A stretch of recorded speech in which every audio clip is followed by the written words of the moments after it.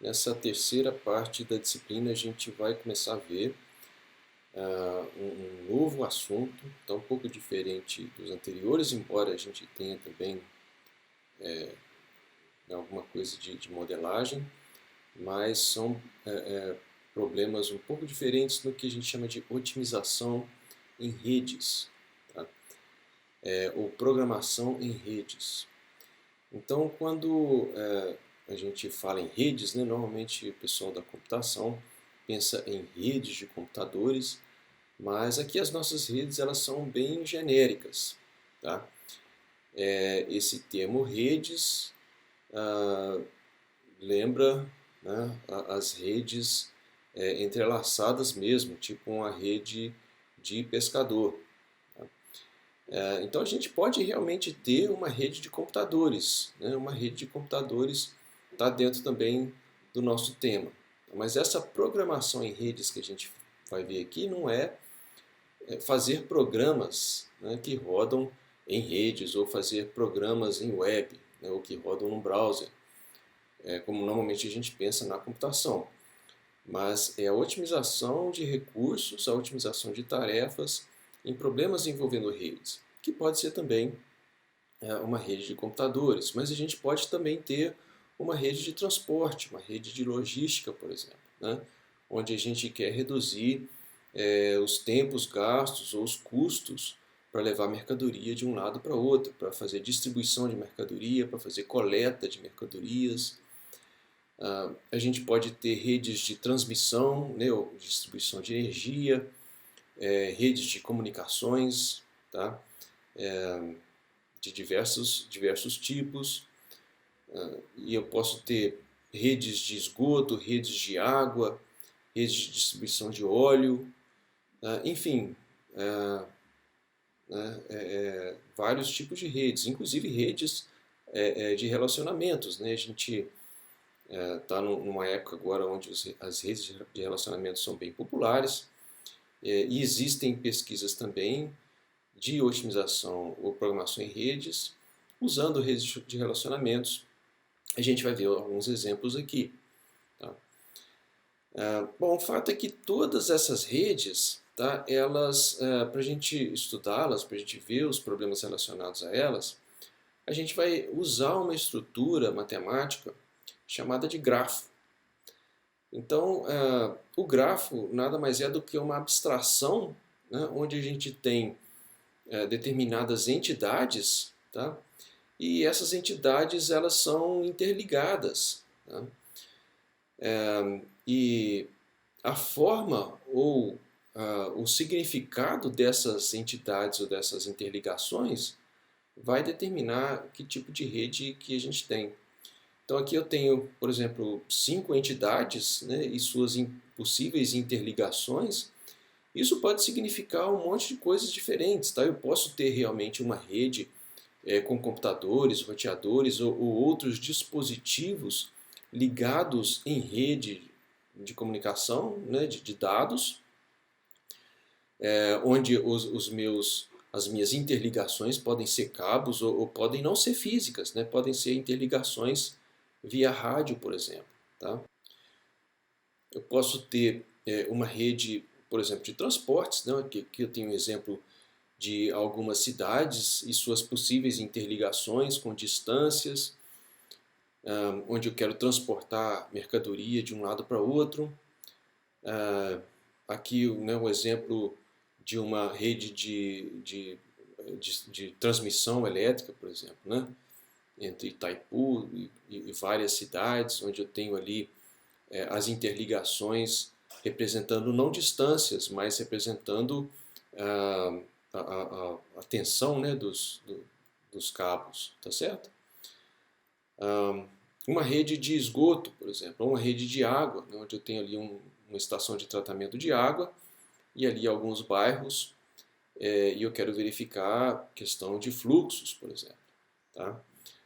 Ou uma rede de relacionamentos, né, onde eu tenho diversas pessoas e seus relacionamentos que podem indicar amizade, parentesco, trabalho.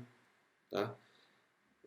Então eu tenho diversas formas de olhar essas redes, de olhar esses grafos, e eles servem a uma quantidade bem grande de aplicações, né? Então, aqui eu tenho um grafo, tá? Esse grafo vai ser uma coleção de entidades que eu vou chamar de vértices, tá? Ou nós. Esses vértices ou os nós vão ser as nossas entidades, aquilo que a gente quer interligar, tá?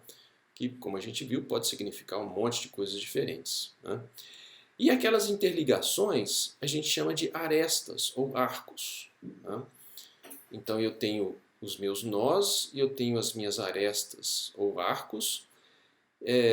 Os meus nós ou vértices são simplesmente um conjunto de entidades, tá? Aqui eu estou simbolizando por números, né, de 1 a 5, mas eu poderia colocar os nomes deles ali, enfim, né, ou letras representando. Quando a gente tem uma quantidade muito grande, a gente usa letras ou números e tem depois uma tabela para saber o que é o que, né? E as minhas arestas são pares ordenados, tá? Então aqui, por exemplo, eu tenho o 1 ligado com 2, o 2 ligado com 3 e assim por diante. E eu tenho aqui então, né, nas minhas, meu conjunto de arestas, né, quem está ligado com quem. Tá? Então eu tenho os meus pares ordenados ali. Tá? Vejam que essa estrutura aqui é uma estrutura matemática, tá? São conjuntos. A forma ou o que representam esses conjuntos ou essas entidades é que dão sentido para a minha rede, né? E também esse grafo ele pode ser desenhado de diversas formas diferentes, tá? A forma como eu represento isso graficamente, ou num plano, ou no espaço, não tem nada a ver com o grafo em si, tá? Então eu posso ter várias representações gráficas completamente diferentes, ou vários desenhos completamente diferentes, representando o mesmo grafo, como a gente viu aqui, tá? O que importa aqui para a gente é a estrutura matemática, as suas entidades e as entidades e suas interligações, né? O que isso representa? Aí vai depender da semântica do problema e é outra história. E a gente pode desenhar isso de várias formas diferentes, tá? Eu tenho também grafos que eu chamo de grafos direcionados, são os meus digrafos, tá? Nos grafos direcionados, vocês vejam aqui que eu coloco setinhas. Essas setinhas, elas mostram o possível sentido que eu tenho dos meus fluxos, tá? Então, aqui eu tenho um exemplo, né? Quem mora em Viçosa vai se lembrar, né, desse ponto aqui. Eu tenho a antiga Praça do Moreira, né? Não sei se todos vocês já chegaram a conhecer o Bar do Moreira quando era ali, perto do Bradesco, né? Mas se eu quiser ir, por exemplo, para o Hospital São Sebastião, eu posso pegar a rua Professor Sebastião Lopes Carvalho, é aquela que segue ali no Bradesco. Mas para voltar, eu tenho que voltar pela Avenida Bueno Brandão, são duas ruas diferentes, tá? E dependendo do tráfego que eu tenho ali, se for, por exemplo, de manhã cedo, 2 horas da tarde, por exemplo, né, muita gente está indo para a universidade, possivelmente a Bueno Brandão vai estar mais cheia. E em outros horários, os tempos ali podem se inverter, tá? Então, dependendo do que eu quero otimizar, se é o custo, se é o tempo ou se é a distância, né, isso aí vai fazer diferença, né? A mesma coisa indo ali daquela praça para a universidade, tá? Eu tenho várias rotas diferentes, né? Eu posso subir a Santa Rita e descer ali a ladeira dos Operários, ou eu posso seguir pela PH Rufus, né? O retorno também. Então vejam que esses arcos aqui, eles não representam, nesse caso aqui, uma rua específica, né? Mas podem representar rotas diferentes, tá bom? E aqui eu tenho então Aqui eu tenho então as minhas entidades, são 3 entidades, os nós 1, 2 e 3, tá? E aqui a representação dos meus pares de ligações. Tá? Vejam que o 1 está ligado com 2, mas o 2 está ligado com 1 também. Quando eu tenho um grafo direcionado, tá? Essa direção aqui de ligação, ela importa, ela é um par ordenado mesmo, essa ordem importa. Tá? Se eu não tivesse, se essa rua aqui fosse mão única e eu não tivesse um outro de retorno, né, eu teria só um desses aqui, tá bom? E a mesma coisa aqui, eu tenho 4 ligações, tá? Essas ligações nos grafos direcionados, a gente dá o nome de arcos, né? E as entidades são os nós. Tá? Então eu tenho vértices ou os nós, tem alguns livros, né, alguns autores que usam o mesmo nome para todo mundo, chama tudo de vértices e arestas, outros chamam todo mundo de nós e arcos, né? Mas a maioria diferencia. Tá? Os grafos direcionados dão o nome de nós e arcos, e os grafos não direcionados coloca vértices e arestas. Para a gente aqui não vai fazer muita diferença. Tá? Então eu posso ter grafos não direcionados, que eu chamo de grafos simples, ou os meus grafos direcionados. Tá? Então, no grafo simples, eu não coloco a setinha, tá? Essa minha aresta, ela não tem um sentido, tá certo, apropriado. Tá? Então, o que importa aqui realmente é só a ligação. Tá? Eu não tenho direção nessa ligação. Então, se eu falar que essa aresta é de 1 para 2 ou de 2 para 1, não faz diferença. Tá? Se eu tiver fluxo nessa ligação, tá? Ela pode ser nos dois sentidos. Né?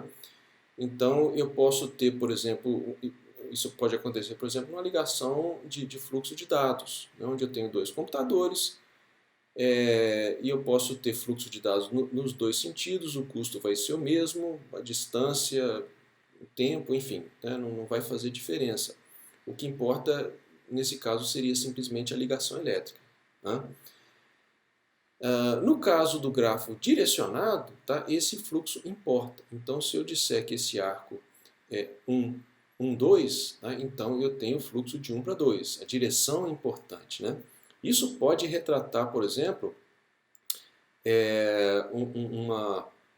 uma relação de chefe para subordinado, ou de pai para filho, ou de filho para pai. Né? Então, essa direção vai ter um significado especial. Tá? E se eu tiver um fluxo, tá? Essa setinha vai dizer que esse fluxo só obedece esse sentido. Tá? Se eu puder ter fluxo nos dois sentidos, eu tenho que colocar 2 setinhas, tá? Ou 2 arcos para mostrar isso. Tá? Então essa é a diferença entre os meus grafos simples ou grafos não direcionados e os meus grafos direcionados. E eles servem a propósitos diferentes. Tá? Normalmente, quando a gente trata de problemas com fluxo, tá? Fluxo de transporte, por exemplo, a gente usa os grafos direcionados. Quando a gente quer tratar de problemas, por exemplo, com redes sociais ou de interligações de redes elétricas, a gente pode usar grafos simples.